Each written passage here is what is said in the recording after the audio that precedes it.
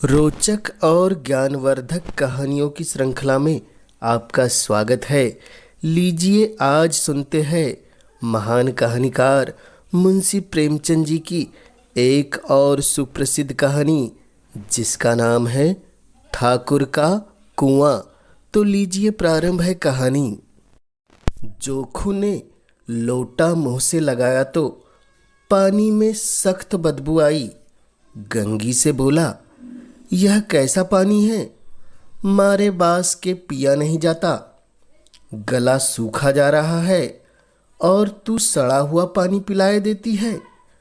गंगी प्रतिदिन शाम को पानी भर लिया करती थी।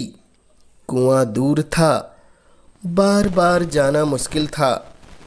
कल वह पानी लाई तो उसमें बू बिल्कुल भी न थी।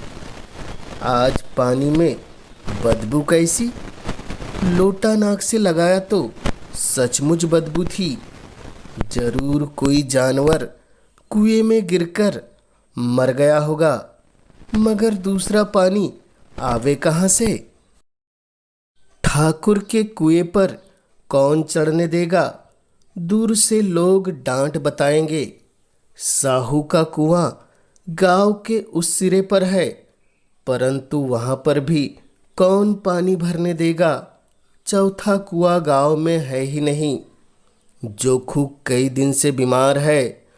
कुछ देर तक तो प्यास रोक के चुपचाप पड़ा रहा, फिर बोला, अब तो मारे प्यास के रहा नहीं जाता। ला थोड़ा पानी नाक बंद करके पी लूं। गंगी ने पानी नहीं दिया।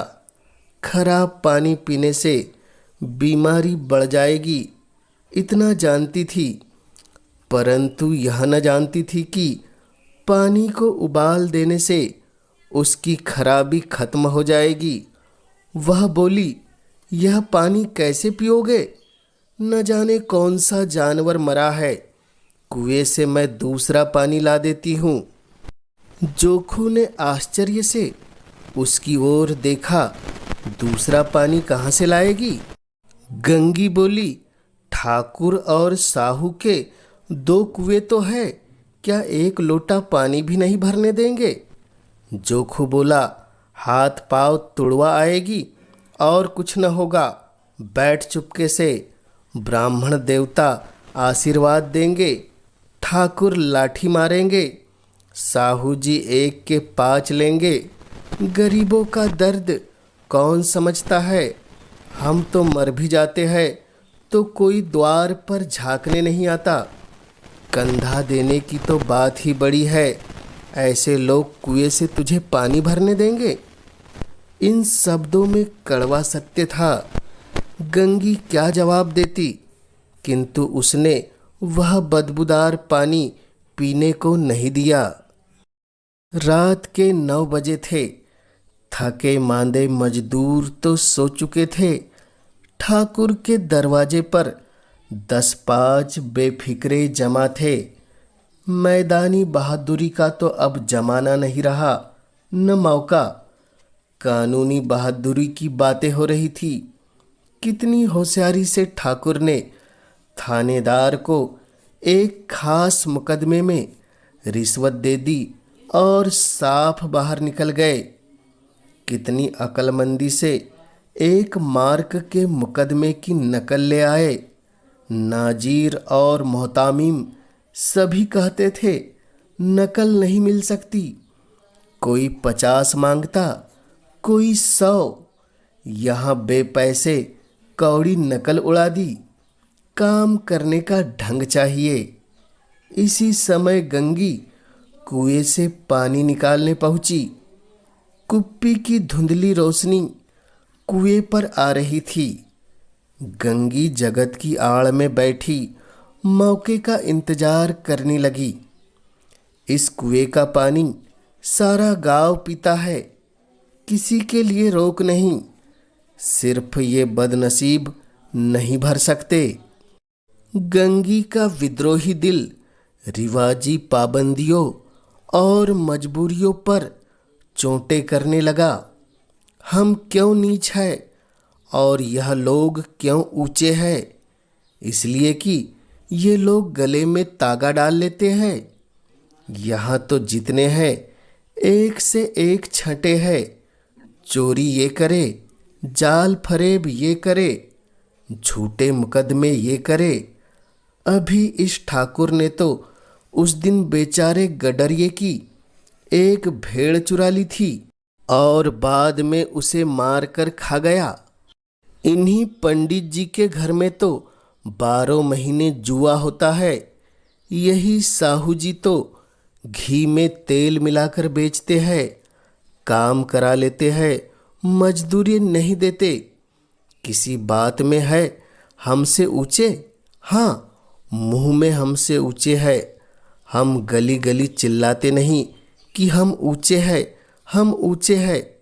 कभी गांव में आ जाती हूँ तो रस भरी आंखों से देखने लगते हैं, जैसे सबकी छाती पर सांप लौटने लगता है। परंतु घमंड यह कि हम ऊंचे हैं। कुएं पर किसी के आने की आहट हुई। गंगी की छाती धक धक करने लगी, कहीं देख ले तो गजब हो जाए, एक लाद भी तो नीचे न पड़े।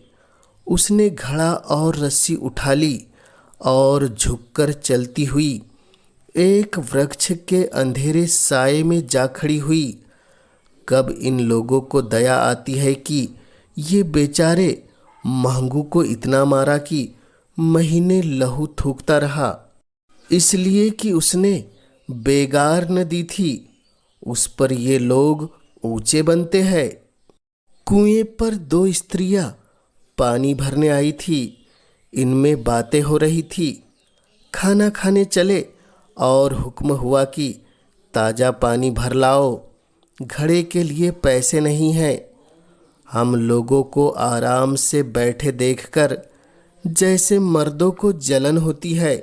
हाँ, यह तो नहीं हुआ कि कलसिया उठाकर भर लाते, बस हुक्म चला दिया कि ताज़ा पानी लाओ, जैसे हम लौंडिया हो गई है।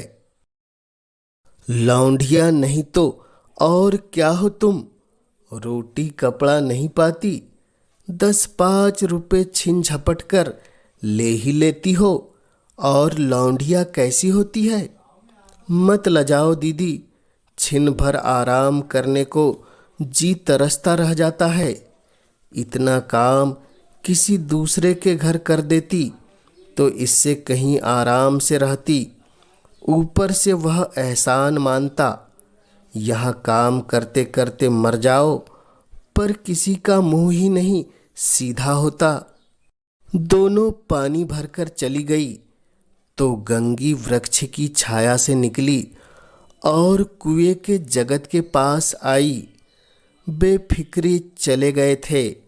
ठाकुर भी दरवाजा बंद कर आंगन में सोने जा रहे थे। गंगी ने क्षणिक सुख की सांस ली। किसी तरह मैदान तो साफ हुआ।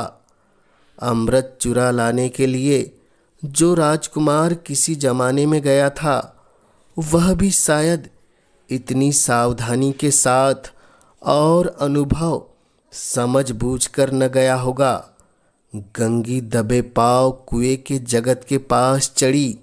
विजय का ऐसा अनुभव उसे पहले कभी नहीं हुआ था। उसने रस्सी का फंदा घड़े में डाला, दाएं बाएं चौकन्नी दृष्टि से देखा, जैसे कोई सिपाही रात को शत्रु के किले में सुराग कर रहा हो। अगर इस समय वह पकड़ ली गई तो फिर उसके लिए माफ़ी या रियायत की रत्ती भर उम्मीद नहीं। अंत में देवताओं को याद करके उसने कलेजा मजबूत किया और घड़ा कुएं में डाल दिया। घड़े ने पानी में गोता लगाया, बहुत ही आहिस्ता, जरा भी आवाज न हुई। गंगी ने 2-4 हाथ जल्दी जल्दी मारे। घड़ा कुएं के मुंह तक आ पहुंचा। कोई बड़ा पहलवान भी इतनी तेजी से उसे नहीं खींच सकता था। गंगी झुकी कि घड़े को पकड़कर जगत पर रखूं कि एकाएक ठाकुर साहब का दरवाज़ा खुल गया। शेर का मुंह इससे अधिक भयानक न होगा। गंगी के हाथ से रस्सी छूट गई। रस्सी के साथ घड़ा धड़ाम से पानी में गिरा और कई क्षण तक पानी में हलकारे की आवाजें सुनाई देती रही। ठाकुर बोला, कौन है, कौन है? पुकारते हुए कुएं की तरफ आ रहे थे और गंगी जगत से कूदकर भागी जा रही थी। घर पहुंचकर देखा कि जोखू लोटा मुंह से लगाए वही मैला गंदा पानी पी रहा है, वही मैला और गंदा पानी पी रहा है। तो दोस्तों, यह कहानी आपको कैसी लगी हमें कमेंट्स के माध्यम से ज़रूर बतलाएं। और इस चैनल पर पहली बार आए हैं तो इस चैनल को ज़रूर सब्सक्राइब कर दें ताकि आप तक ऐसी रोचक और मज़ेदार कहानियाँ सबसे पहले पहुँच सके। इस कहानी के माध्यम से इस चैनल से जुड़े रहने के लिए आपका पूरे दिल की गहराइयों से धन्यवाद।